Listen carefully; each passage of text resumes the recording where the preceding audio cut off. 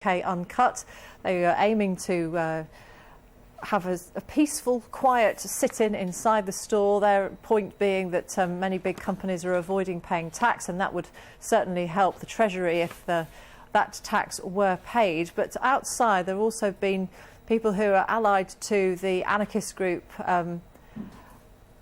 various anarchist groups, managed to scale the building and get onto the roof, which is just outside, just over the main entrance into Fortnum and Mason on Piccadilly. And then other group of people, there seemed to be at least 3 lots of people involved in this, others came to see what was going on.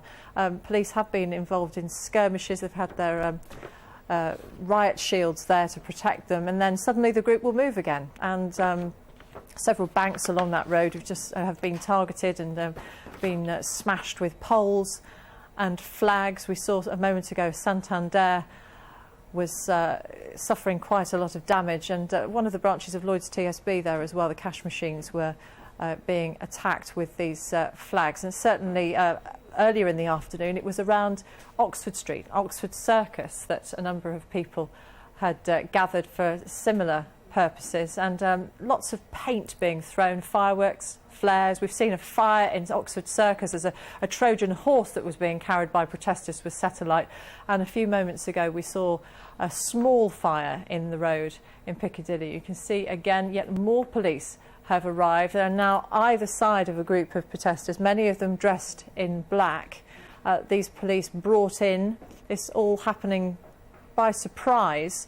Quite a lot of people had been called here by UK Uncut to get inside the shop, and these people outside not to do with that group, we understand. Let's just tell you that we'll be joined by BBC One viewers in a few moments when Riz Lateef will have the latest news and sport. In the meantime, don't forget, if you're away from the television, you want to keep up to date, you can watch BBC News live on the web. Go to bbc.co.uk/news and click on the link.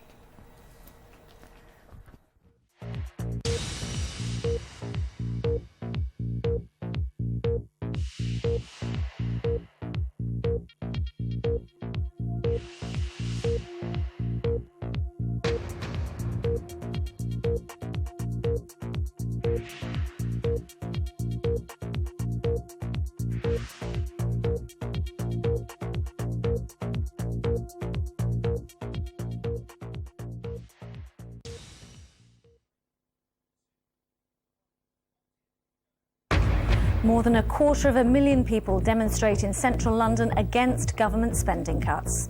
A group of activists clash with police, leaving 4 officers injured. There have been 13 arrests. But the majority march peacefully to deliver their message.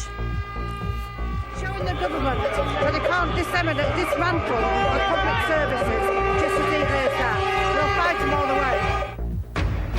Libyan rebels recapture the eastern town of Ajdabia after Colonel Gaddafi's forces are driven out by coalition air attacks.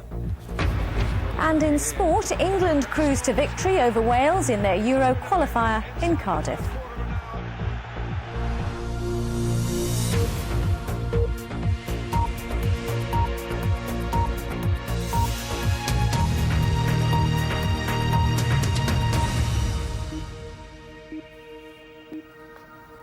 Hello and good evening.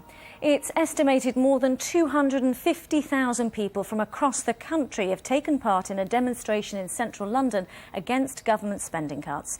The march and rally, organised by the TUC, have been largely peaceful, but a separate group of several hundred people have attacked shops and businesses in the West End. Our Home Affairs correspondent Tom Simons reports. The organisers of this march say so many have turned out, they've stopped counting. For hour after hour, they trooped through the centre of London. Young and old, the majority in public sector jobs. Cut the bankers, not public services. They had different views as to which areas were most affected by spending cuts, but generally agreed the government had gone too far.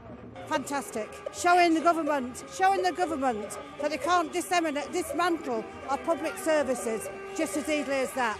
We'll fight them all the way. If it was staggered, maybe it would be more acceptable, but the way they've gone about it is wrong, and it's putting too much pressure on people. For its part, the government continues to argue Britain's national credit card is overspent. Ministers and their supporters ask, what alternative is there? At the moment, unfortunately,